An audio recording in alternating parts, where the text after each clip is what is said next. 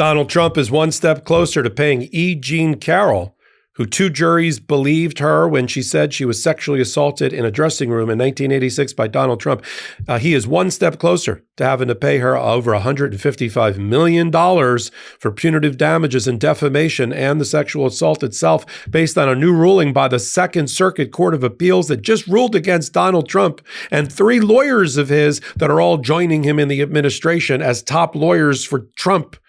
They've already lost. They haven't even started their first day of work yet. I'm Michael Popok. You're on Legal AF, the YouTube channel, and we've got the new reporting in a 70-page 3-0 decision by a three-judge panel, the Second Circuit Court of Appeals. They've all ruled against Donald Trump, finding that Judge Kaplan did not make any bad mistakes or reversible error in the way he administered that particular trial.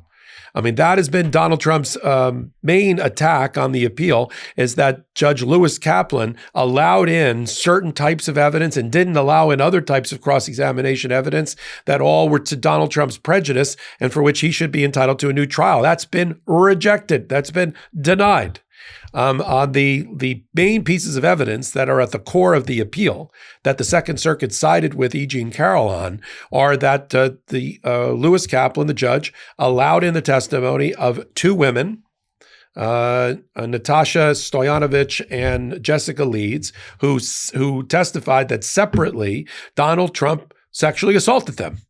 Stoyanovich, a People magazine reporter at the time, said she was sexually attacked by Donald Trump in Mar-a-Lago while she was there to do reporting on his new marriage to Melania. How lovely. And Jessica Leeds said she had the misfortune of being upgraded to first class, sat next to a guy she didn't know. Turned out it was Donald Trump, and he started, while the flight was continuing, started to try to put his hand up her skirt and groped her breasts. That's also a crime.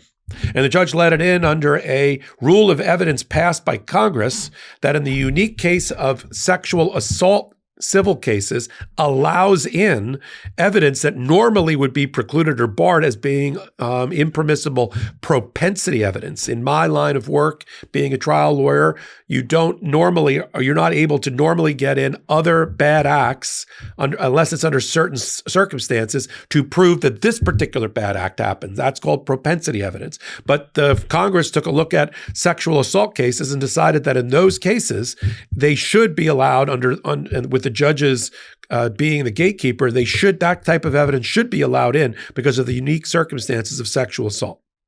And the judge evaluated all the facts about Ms. Leeds' testimony, Ms. Stojanovich's testimony, and decided that it should come in. It tends to prove what E Jean Carroll was telling the jury and undermines Donald Trump's defenses. And yes, it should come in. On the third major piece of evidence that Donald Trump objected to being admitted was the Access Hollywood tape. That is the tape in which Donald Trump is caught on a hot mic with Billy Bush, who then was the host of Access Hollywood, that he's claimed that he could grab a woman by her P word, a slang word for genitalia, and get away with it because he's a celebrity. That was also played for the jury. In fact, the court, the three-judge panel in its 70-page ruling reminded Donald Trump that he didn't do himself any favors when during cross-examination, during a deposition by E Jean Carroll's lawyer, Robbie Kaplan, he admitted to using the phrase, said it was appropriate, said celebrities have been doing it for quote-unquote a million years, grabbing women by their pussies. That's the word that came out in the transcript. And that was allowed. And that was actually played for the jury against Donald Trump, even though he didn't take the stand. This is a civil case, not a criminal case. So he has no right he can not testify. But this type of testimony will come into a jury and did come into a jury. Donald Trump also said, I should have been able to cross-examine E Jean Carroll about this black coat dress that she had, that allegedly had my DNA on it. Now, she claims in books and in social media posts, E Jean Carroll, that she was so traumatized by the events in that dressing room of that Bergdorf Goodman department store in New York in 1996 that she kept the dress. Much like Monica Lewinsky. She says it's likely that it has DNA of Donald Trump on it because she did testify that he put his penis in her vagina. Those are her words and words repeated by the court in their ruling. However, Donald Trump refused, while he was being represented by Alina Habba, refused to turn over any type of DNA for testing. And so that whole issue couldn't be presented to the jury. There was no DNA. So the whole argument about whether it was or was not on the coat, the judge ruled, would be too prejudicial to the jury, and he didn't allow any questions in since Donald Trump refused to submit to DNA.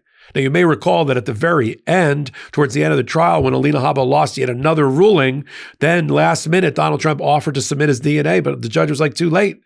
That's months ago I offered that to you. Time for that kind of motion has long since passed. And the Second Circuit reminded them of that. So the Second Circuit found that not that it was a perfect trial. There are no perfect trials. I've tried dozens and dozens of cases. There's no perfect trial. And you're not entitled to a perfect trial under our system of justice. You're entitled to a fair and impartial one, but you're not. But there are always going to be errors. The question is, are they reversible errors at the trial judge level? And here, the Second Circuit found no reversible error.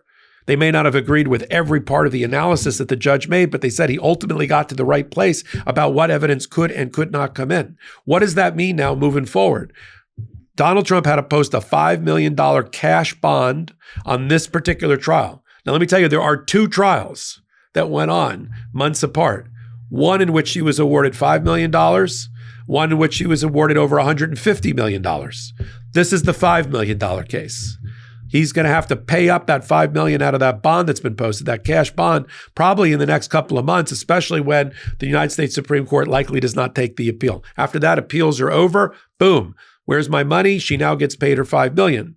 That will go to her and her lawyers. In addition, this will help her, E Jean Carroll, in the other appeal that Donald Trump took of the $156 million judgment against him, which is before another 3-judge panel of the Second Circuit Court of Appeals. When he invariably loses that, and the Supreme Court doesn't take that case either, then sometime in 2025, she's going to get both her $5 million and her $156 million.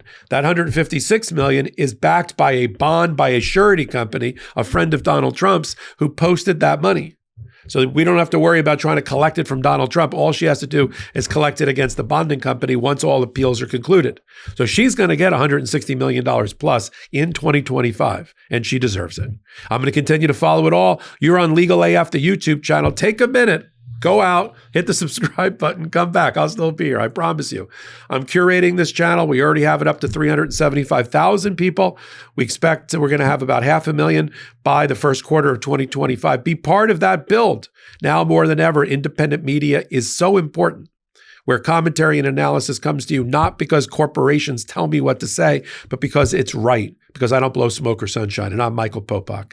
Thank you for joining me here on Legal AF. I'll see you in my next hot take.